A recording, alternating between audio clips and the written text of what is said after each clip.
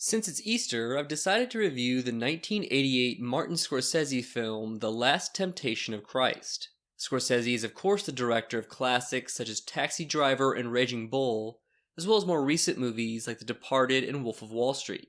He's one of the most acclaimed directors of all time, and in my opinion, The Last Temptation of Christ is one of his more underrated works. Scorsese again teamed up on this with screenwriter Paul Schrader, who wrote both Taxi Driver and Raging Bull, and directed my favorite movie of 2018, First Reformed. It's also perhaps the most interesting film about Jesus Christ, largely because it strays from the traditional narrative of his life. In fact, it's not based directly on the New Testament, but rather a 1952 novel by Nikos Kazantzakis. This means that many aspects of Last Temptation are drastically different from your typical Jesus movie, which isn't that surprising given Scorsese's pedigree. This resulted in a huge controversy, and I can certainly see why it could offend Christians. For starters, the film is relatively violent, and even Jesus himself is way more aggressive than the usual portrayal. Last Temptation also presents Christ not as perfect, but instead a three-dimensional human being with flaws. On top of all that, there's even a scene where Jesus and Mary Magdalene have sex, although it's a little more complicated than that in a way that's hard to explain without spoilers. It may sound weird to bring up the concept of spoilers in a movie about Jesus, but Scorsese and Schrader definitely handle the ending in a unique way, so I'll wait until the end of the video to talk about it. The controversy was so intense, an extremist Catholic group even set fire to a cinema playing Last Temptation and injured 13 people. Willem Dafoe plays the lead role and does a great job carrying the film.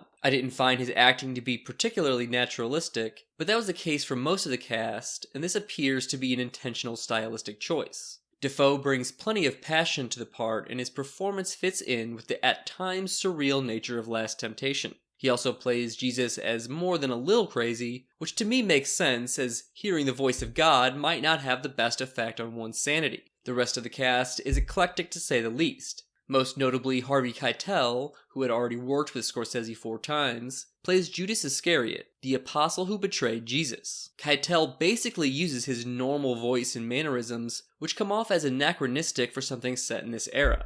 I can see why some may find this off-putting, and he even got a Razzie nomination for it, but for me it works.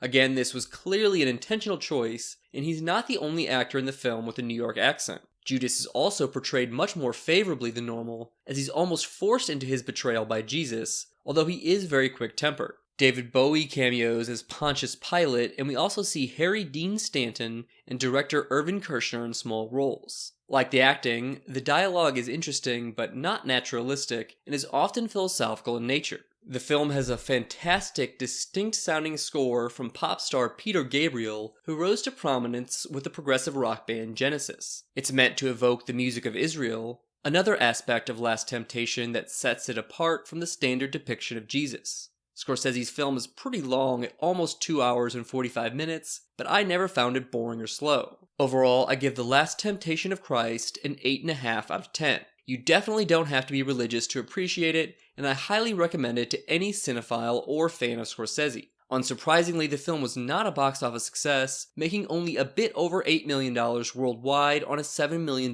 budget. It alienated Christians who often make religious films profitable, and may have been off-putting to Scorsese fans, seeing as it's a period piece and not about gangsters. Obviously, the site wasn't around in 1988, but Last Temptation has an 80% approval rating on Rotten Tomatoes. Now I'm going to talk about the climax of the movie, so stop listening if you don't want to hear how the ending is handled.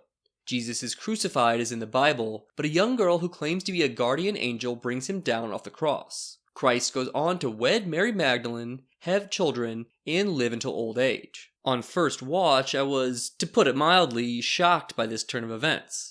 But then an elderly Jesus is informed by Judas that the guardian angel who rescued him was actually Satan. Jesus then asks God to allow him to be sacrificed, and he returns to the cross to die. The ambiguity here is very interesting to me. Is the post-crucifixion life of Jesus just a vision or fantasy, or was it real and just undone by the omnipotent powers of God?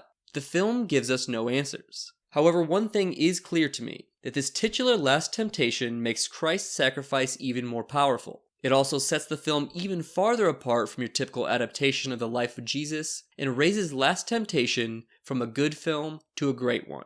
That'll be it for this review. Please don't forget to subscribe, and thanks for listening.